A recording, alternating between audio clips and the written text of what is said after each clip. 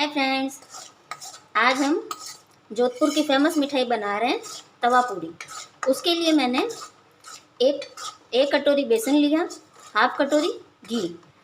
अब पहले मैं बेसन को अच्छे से सिकाई कर रही हूँ। एकदम लो फ्लेम पे इसकी सिकाई करनी है। और इसके लिए मैंने एक तार की शुगर सिरप बना ली है। शुगर सिरप बनाने के लिए मैंने जिस नाप से बेसन लिया था, जिस कटोरी के नाप से, उसी कटोरी से एक कटोरी मैंने शुगर ले ली और हाफ कटोरी पानी डाल के उसमें थोड़ा इलायची पाउडर और केसर की कुछ पत्तियां डाल के एक तार की शुगर सिरप बना ली है। तो अब ये बेसन हमारा जब अच्छे से सिक जाएगा तब हम वो एक तार की शुगर सिरप इसमें डाल के हम बेसन की चक्की बनाएंगे, जो कि तवा पूड़ी की मेन फीलिंग होती है। तो ये बना के पहले हम ये तैयार कर लेते हैं, फिर हम आगे का प्रोसेस देखते हैं। ये आप देख सकते हैं बेसन का कलर ब्राउन हो गया है, थोड़ा सा रेडिश हो गया है। अब मैं इसमें वो एक तार की शुगर सिरप मिलाऊंगी। ये मैंने शुगर सिरप मिला दी है। अब हम इसको लगातार चलाते रहेंगे। फ्लेम को बिल्कुल लो रखा है मैंने। शुगर सिरप को अच्छे से मिला के हम फ्लेम को ऑफ कर देंगे, क्योंकि अगर बराबर एक तार की बनी है तो हमें इसको ज़्यादा चलाने की ज़रूरत नहीं है। तो हम फ्लेम को ऑफ कर देंगे।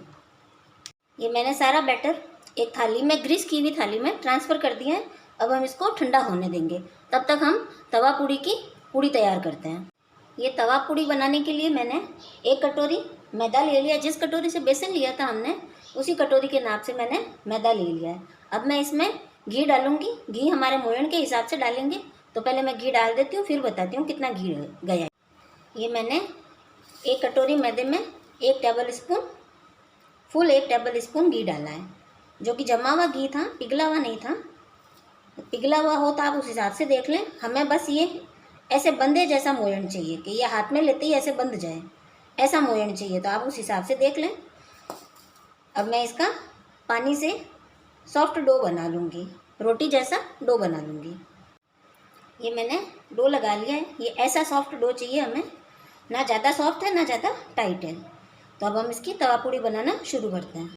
ये मैंने एकदम छोटी छोटी लोई बना के तैयार कर ली है। ये देखिए बिल्कुल छोटी लोई है। ये हमारी 2 अंगुली पे इतना आ जाए, बस इतनी छोटी लोई बनानी है हमें।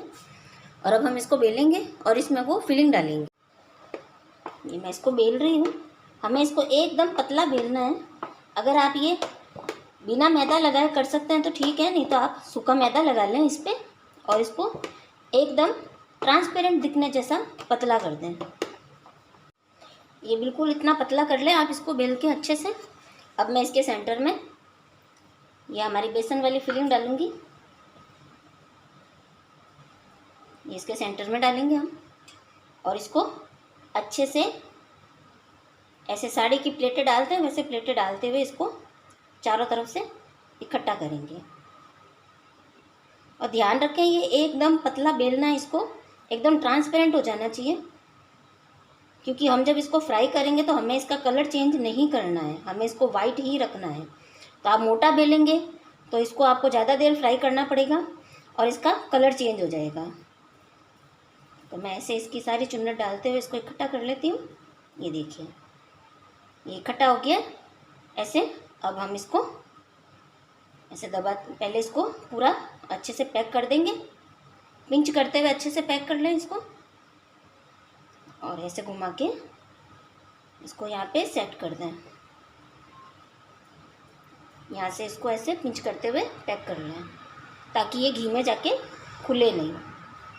ये मैंने सारी तवा पूड़ी रेडी कर ली है। और ध्यान रखें आप जब तक इनको बनाएं तब तक इन सबको गीले कपड़े से ढक के रखें ताकि ये सूखे नहीं। सूखेगी तो ये घी में जाके बिखर जाएगी।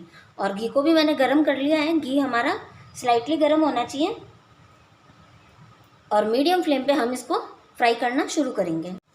इनको ऐसे एक एक करके ही डालें, क्योंकि ये बहुत सॉफ्ट है और घी में डालते ही इसको छेड़े नहीं। एक बार फ्राई हो जाने दें इसको एक तरफ से। ये एक तरफ से हो गई है। अब मैं इसको पलट देती हूँ। ध्यान रखें हमें इसका कलर चेंज नहीं करना है, तो आप मीडियम टू लो फ्लेम में इसको फ्राई करें। अब ये हमारी तवा पूड़ी फ्राई होके रेडी हो गई है।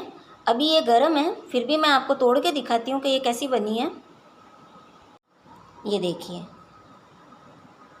ये हमारी तवा पूड़ी। अभी आपको इसमें ये बेसन पिघला हुआ दिख रहा होगा, क्योंकि अभी ये गर्म है। जब ये ठंडी हो जाएगी तब ये अच्छे से सेट हो जाएगी और बेसन भी इसमें अच्छे से सेट हो जाएगा। तो आप भी इस रक्षाबंधन पे ऐसे ही तवा पूड़ी इजी वे में घर पे बनाइए और इन्जॉय कीजिए। Thank you.